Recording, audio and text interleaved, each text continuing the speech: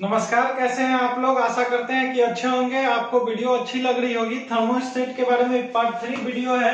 अगर दूसरा 2 वीडियो आप लोग नहीं देखे हैं तो जाके डिस्क्रिप्शन में लिंक है, वहां से आप लोग देख सकते हैं। थर्मोस्टेट वाल्व को निकालने से क्या नुकसान है, दो चीज हो गया है। थर्मोस्टेट क्या होता है, थर्मोस्टेट वाल्व के फायदे क्या होते हैं और ये नुकसान कि थर्मोस्टेट वाल्व अगर निकाल दीजिएगा तो क्या नुकसान होगा। तो उसका 4 कारण है, 4 नुकसान होता है। तो चलिए हम लोग वही देखते हैं कि क्या नुकसान है। फर्स्ट है, इंजन का लाइफ जो है वो खत्म हो जाता है। क्यों खत्म हो जाता है इसके बारे में हम आगे चर्चा करेंगे, ठीक है। सेकंड क्या है, हेड गैस्ट्रिक जो होता है उसका बार बार फट जाना। अगर वो निकाल दीजिएगा वाल्व तो वो हेड गैस्ट्रिक जो है वो आपका बार बार फट जाएगा। तो काहे फटेगा, क्यों फटेगा, इसके लिए हम अगला में बताते हैं। तीसरा क्या है, माइलेज कम हो जाता है। जैसा हम पिछले भी बताए थे कि वो सही काम नहीं करेगा तो माइलेज कम हो जाता है। तो इस पे भी हम बताएंगे। 3 कारण ये हो गया। चौथा क्या होगा कि एसी का परफॉर्मेंस जो होता है वो कम हो जाता है। एसी का जो लाइफ है वो कम हो जाता है। वो कैसे होगा उसकी चर्चा हम लोग करते हैं अगले में, आगे में। अगर जो लोग नए जुड़ रहे हैं वो चैनल सब्सक्राइब कर दे, बेल आइकन दबा दे। अगर अच्छा लगता है वीडियो तो लाइक करें, कमेंट करके मुझे बताएं कि कैसा लग रहा है आपको वीडियो, ठीक है। तो फर्स्ट क्या कर रहा है कि इंजन का लाइफ खत्म हो जाता है। तो इंजन का लाइफ खत्म होता है, कैसे खत्म होता है उसके बारे में जानिए कि इंजन का लाइफ कैसे खत्म होता है। क्या कर रहा है, ये फर्स्ट क्या हम बता रहे हैं। 80 से 90 डिग्री इंजन का टेम्परेचर होता है, ठीक है। 80 से 90 डिग्री टेम्परेचर होता है और इससे अगर अधिक होने लगता है तो थर्मोस्टेट जो होता है वो खुल जाता है। उसमें स्प्रिंग जो लगा होता है वो खुल जाता है और टेम्परेचर प्रदान करने का कंटिन्यूटी जो है वो रखता है, ठीक है। टेम्परेचर 80 से 90 डिग्री याद रखिएगा। थर्मोस्टेट का पूछ देगा कि कितना होता है तो 80 से 90 डिग्री आप बता सकते हैं, याद रखिएगा। ये क्वेश्चन पूछा गया है, ये नहीं कि इग्नोर कीजिएगा। ये क्वेश्चन हम जहां पे लगेगा कि बताना है और ज्यादा जोर देना है वहां पे हम आपको यही सलाह देंगे। अगर पूछ देगा थर्मोस्टेट बल्ब कब काम करना स्टार्ट कर देता है, यानी वहां पे कब खुलता है, तो 80 से 90 डिग्री पे इंजन जो है उसका थर्मोस्टेट का बल्ब जो है वो खुलता है, ओपन होता है, याद रखिएगा। टेम्परेचर होता है जिससे इंजन सही काम करता है। इतना रहेगा तो इंजन आपका बढ़िया काम करेगा। इस पर इंजन का इग्निशन बताते हैं क्या होता है। इग्निशन सही नहीं होता है।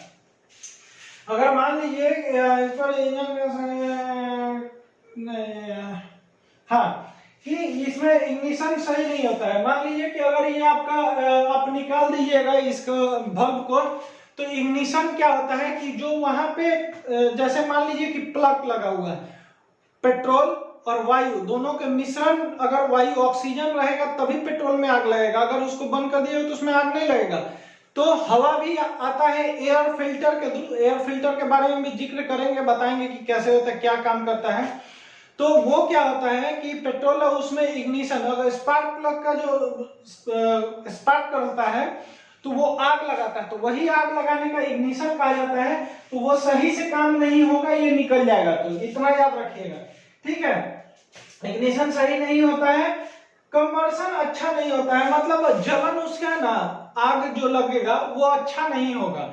तो जिस कारण क्या होगा कि आपका ये बल्ब निकालने से नुकसान होगा। उसमें आग, इग्निशन अच्छा नहीं होगा, मैंने शॉर्ट सर्किट जो हम लोग कहते हैं, हल्का चिंगारी जो होगा वो इग्निशन आग जलाने में अच्छा नहीं होगा। और उसका कंबर्सन जो है, उसकी जो ताकत टॉर्क लगता है वो सब अच्छा नहीं होगा, जिस कारण से इंजन का लाइफ जो है खत्म हो जाता है। अगर जितना हमको एनर्जी चाहिए अगर उतना नहीं मिलेगा तो हम क्या बचेंगे, धीरे धीरे वो कमजोर होते चले जाएंगे और वो आपका खराबी करेगा।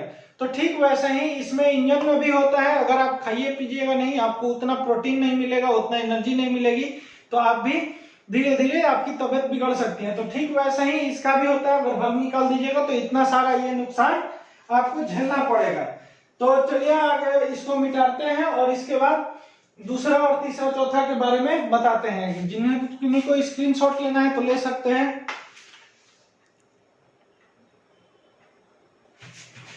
हाँ, तो चलिए हम लोग दूसरा वाला देखते हैं क्या है।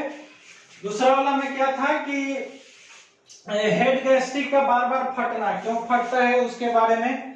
यहां से नहीं है, यहां से लिखे थोड़ा कम स्पेस हो रहा था, जिस कारण यहाँ पे हम लोग मिटा के और आगे लिखे हैं, तो आप लोग कंफ्यूज नहीं होइएगा।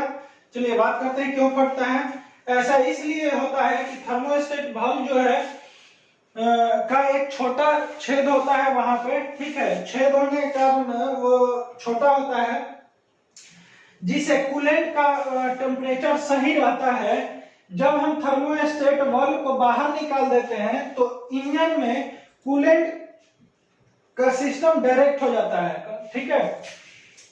यहाँ पे क्या कर रहा है कि ऐसा इसलिए होता है, क्यों फटता है थर्मोस्टेट और ये गैस्केट का बार बार क्यों फटता है, तो थर्मोस्टेट वाल्व में छोटा छेद होता है, जिस कारण क्या होता है वहां से कूलेंट पास होता है, ठीक है। और जहाँ गर्म इंजन हीट होता है तो वहां छिड़काव करता है और ठंडा करता है, ठंडा करने का काम करता है। आप लोग को पता होगा कूलेंट इसीलिए यूज किया जाता है। तो उसी में वो क्या करता है कि उसमें कूलेंट का जो टेम्परेचर सही होता है, और अगर हम लोग थर्मोस्टेट वाल्व को बाहर निकाल देंगे तो क्या होगा कि कूलेंट जो है वहां से डायरेक्ट हो जाएगा। वहां क्या होगा कि वो डायरेक्ट हो जाएगा पूरा। अगर हम लोग वाल्व भी निकाल देंगे तो वो कूलेंट यहाँ से जाएगा, वो तो डायरेक्ट हो जाएगा। तो क्या होगा, जब डायरेक्ट जाने लगेगा तो कूलेंट जो है ओवरफ्लो होने लगेगा। जैसे मान लीजिए हमको वाल्व रहेगा थर्मोस्टेट वाल्व, तो हमको जितना कूलेंट चाहिए उतना ही इंजन को देगा। अगर वो रहेगा ही नहीं तो वो तो ज्यादा ही ना देगा। ऐसा थोड़ी है कि वो अपने आप बंद हो जाएगा, ऐसा नहीं होगा। जब वाल्व रहेगा तभी होगा। तो यही कारण से क्या होता है कि ओवरफ्लो होने लगता है।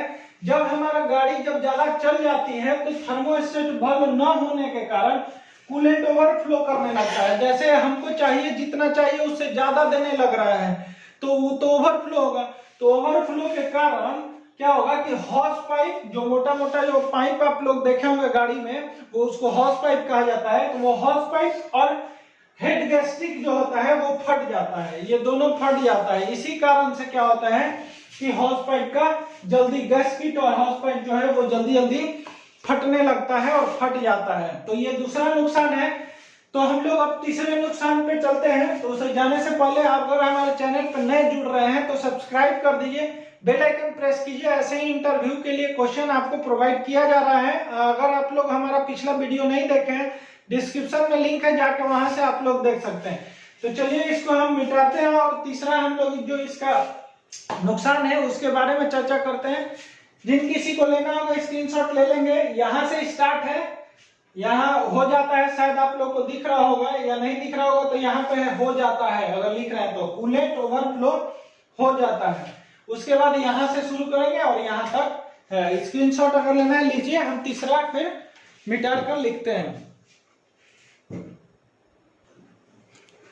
चलिए आगे की बात करते हैं। आगे क्या है कि माइलेज कम हो जाता है, ठीक है। माइलेज कैसे कम होता है उसके बारे में जानते हैं। कि कार में एक ECU और ECM लगा होता है। ECU अगर आप लोगों को नहीं पता होगा ECU क्या होता है, तो एक गाड़ी के साथ हम वीडियो अपलोड किए हैं, वहां जाके देखिएगा। वहां पे हम दिखाए हैं कि ECU क्या कैसा होता है और कहाँ लगा होता है। तो आप लोग डिस्क्रिप्शन में हम लिंक दे दिए हैं, आप जाके वहां से देख लीजिएगा। और नहीं होगा तो अगला वीडियो हम फिर एक बनाएंगे जिसमें पार्ट पुर्जा गाड़ी के साथ रहेगा, तब आपको हम फिर से दिखा देंगे। नहीं तो अगर आपको अभी देखना होगा डिस्क्रिप्शन में लिंक है, देख लीजिएगा, ठीक है। कार में एक ECU और ECM होता है, ये तो पता हो गया, लगा होता है। ECU में सिग्नल टेम्परेचर से आता है। ECU में क्या होता है ना कि इसका क्या होता है, सिग्नल जो मिलता है ECU में, वो समझिए कि गाड़ी का, जैसे आदमी का दिमाग जो ये सर है, वैसे ही गाड़ी का दिमाग जो होता है ना वो ECU को कहा जाता है, क्योंकि सारा कंट्रोलिंग जो है वहीं से होता है। आप लोग को शायद पता हो, ठीक है। तो वही सिग्नल से टेम्परेचर से आता है। टेम्परेचर जैसा होगा तो ECU कंट्रोल समझ जाएगा कि क्या कहना चाह रहा है, जिसके वजह से ECU को पता चलता है कि कार में गर्म जगह पे है या ठंडा जगह पे है। जैसे ECU बोले दिमाग का काम करता है, तो ये वही काम करता है। जैसे गाड़ी को पता कर लेता है कि गाड़ी बर्फीला यानी ठंडा जगह का मतलब समझिए कि बर्फीला जगह पे है या गर्म जगह पे है, ठीक है, कि कहाँ खड़ी है गाड़ी, वो चीज ये समझ आता है। ECU क्या करता है, फ्यूल डिलीवरी जो होता है उसको बढ़ा देता है। जैसे तेल जो होता है, हम लोगों को जो गाड़ी स्टार्ट करने में स्पार्क प्लग जो होता है और जहां आग लगता है, तो कम तेल देगा तो कम वहां पे यूज हो, मतलब तेल यूज हो, वहां वो ज्यादा देके पावर आग वहां पे ज्यादा ब्लास्ट कराता है, जिससे और जल्दी उसका जो स्टार्ट का जो दिक्कत होता है वो नहीं। जैसे बर्फीला क्षेत्र पे होगा तो थोड़ा कम होगा तो पावर कम लगेगा। तो ईसीयू क्या करता है कि वहां ज्यादा तेल दिलाकर वो ठंडे जगह पर भी आसानी से गाड़ी हमारी स्टार्ट हो जाती है, जो ईसीयू के कंट्रोल से होता है। ठीक है। और जब तक इंजन का टेम्परेचर 90 डिग्री तक नहीं आता है तो आसानी से वो स्टार्ट हो जाता है। जब यहाँ पे क्या कह रहा है कि वहां 90 डिग्री टेम्परेचर जब होगा तभी स्टार्ट होगा, तो वही वो आग जो स्पार्क करता है तो तेल देने के बाद तो वो ज्यादा पावर दे देता है, तो वहां पे टेम्परेचर इतना हो जाता है जिसलिए आसानी से स्टार्ट हो जाता है। अगर नहीं होगा तो ये सारा उसका नुकसान हो जाएगा। तो आप लोग को ये समझ में आ गया होगा, स्क्रीनशॉट ले लीजिएगा। लास्ट में क्या है, लास्ट का एक जो है उसमें एसी का परफॉर्मेंस खराब हो जाता है। तो एसी के बारे में हम आपको बता दें कि एसी इसलिए चौथा नंबर बता रहे हैं। चौथा आप लोग बैक करके देखिएगा, चौथा क्या है, एसी का परफॉर्मेंस के बारे में बता रहा है। जब हमारा गाड़ी अगर थर्मोस्टेट वॉल्व ये सब हम लोग निकाल देना तो गाड़ी ओवरहीट होने लग रहा है, ये आपको पता चल गया, तो गाड़ी गर्म हो रहा है। अगर गाड़ी ये गर्म होगा तो एसी अच्छे से काम नहीं करेगा और वो गर्म ही हवा देगा। तो चौथा में कुछ खास नहीं है, लेकिन जानना जरूरी है। अगर पूछ देगा कि नुकसान क्या है, 4 कारण बताइए, तो आपको 4 कारण ये बताना होगा। और गाड़ी का जो एसी होगा वो गर्म हवा करेगा, ठंडा नहीं, कूलिंग नहीं कर पाएगा, क्योंकि गाड़ी ही पूरा गर्म होने लगेगी तो कूलिंग क्या करेगा, क्योंकि कूलेंट जो होता है वही ठंडा करने का काम करता है और रेडिएटर भी आपका गर्म होगा। तो एसी जो है वो उसी से कनेक्ट होता है और वहां पे आपको दिक्कत होने है। गैस तो डलाता ही कूलिंग के लिए, लेकिन उसका भी कुछ सहयोग होता है और वहां से सारा कंट्रोलिंग होता है। इसलिए याद रखिएगा कि जो कूलेंट ये एसी है, क्यों इसमें एसी खराब हो जाता है उसका परफॉर्मेंस, तो यही कारण होता है कि परफॉर्मेंस खराब हो जाता है। ठीक है।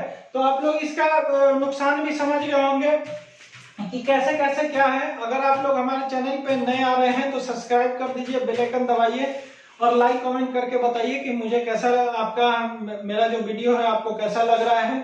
तब तक के लिए चलते हैं, नेक्स्ट वीडियो में फिर आपसे मुलाकात होगी। तब तक के लिए जय हिंद। स्क्रीनशॉट लेना चाहते हैं ले सकते हैं।